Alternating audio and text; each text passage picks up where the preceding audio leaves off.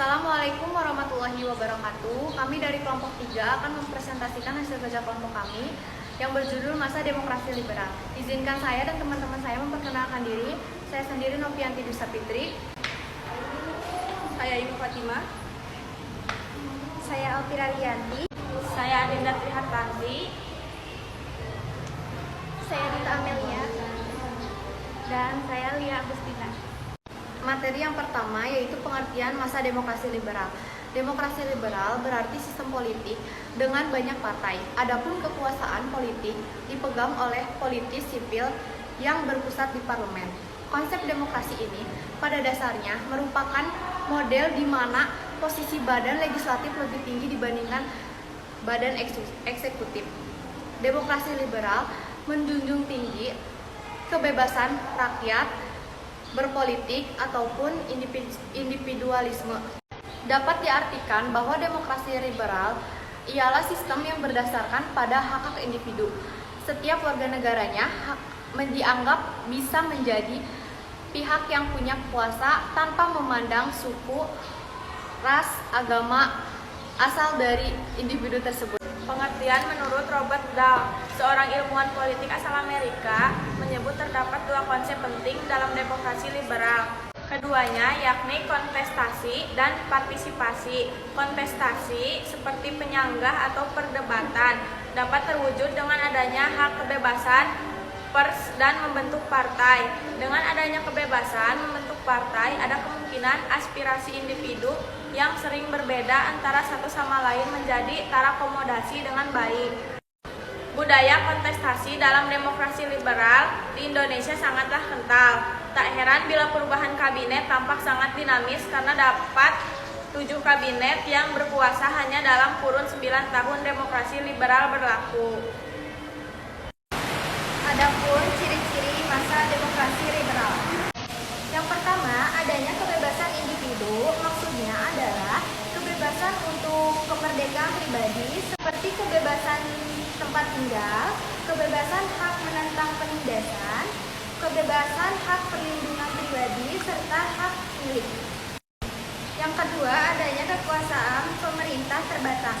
Kekuasaan pemerintah harus dibatasi karena akan menghindari tindakan sewenang-wenang pemerintah terhadap rakyat dan akan menjamin adanya persamaan.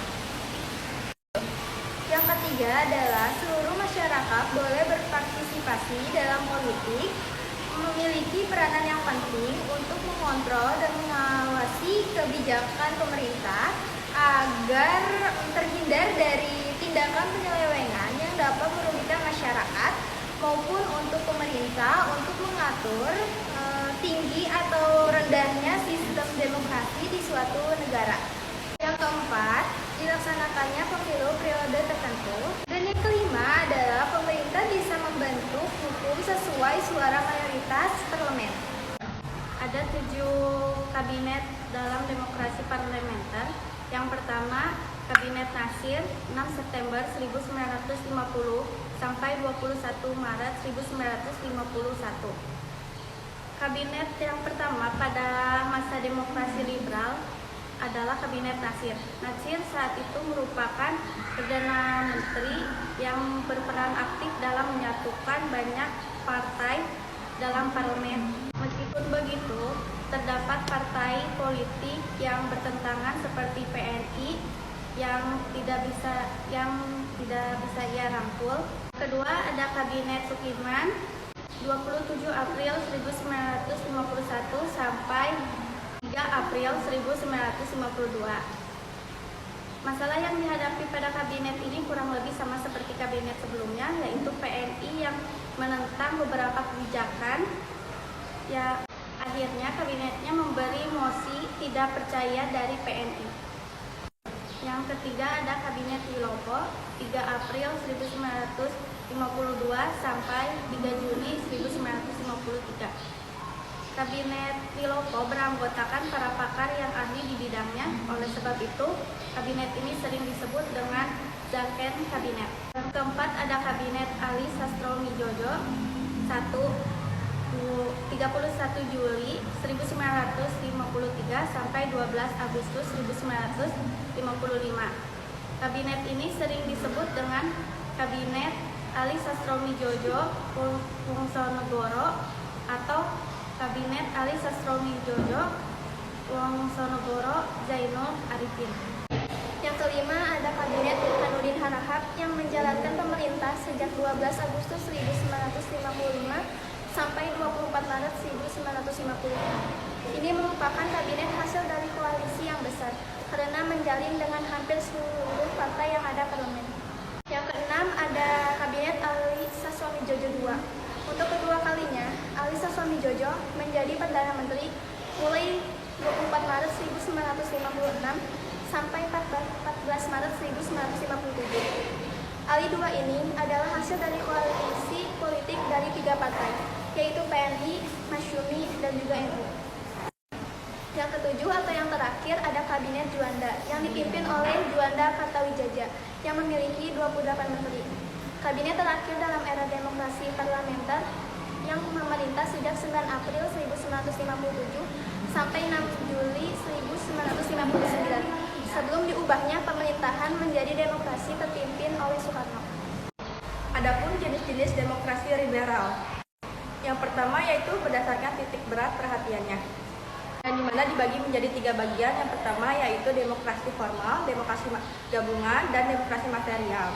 Demokrasi formal yaitu suatu demokrasi yang menjunjung tinggi persamaan dalam bidang politik.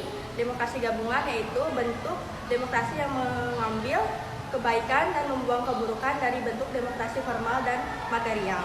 Yang terakhir yaitu demokrasi material, yang dimana titik beratkan pada upaya menghilangkan perbedaan dalam bidang ekonomi. Demokrasi ini dianut oleh negara-negara komunis. Yang kedua yaitu berdasarkan proses penyaluran kehendak rakyat. Yang pertama yaitu ada demokrasi langsung. Yang kedua ada demokrasi tidak langsung. Demokrasi langsung yaitu paham demokrasi yang mengikutsertakan setiap warga. Yang kedua, demokrasi tidak langsung yaitu demokrasi yang dilaksanakan melalui sistem perwakilan. Yang ketiga yaitu berdasarkan ideologi. Dibagi menjadi 2 macam, yaitu demokrasi konstitusional dan demokrasi rakyat. Demokrasi konstitusional adalah demokrasi yang didasarkan pada kebebasan atau individualisme. Yang kedua yaitu demokrasi rakyat atau demokrasi proletar, yaitu demokrasi yang didasarkan pada paham Marxisme komunisme. Sekian dari kelompok kami. Mohon maaf bila ada kesalahan kata. Wabillahi taufiq wal hidayah. Wassalamualaikum warahmatullahi wabarakatuh.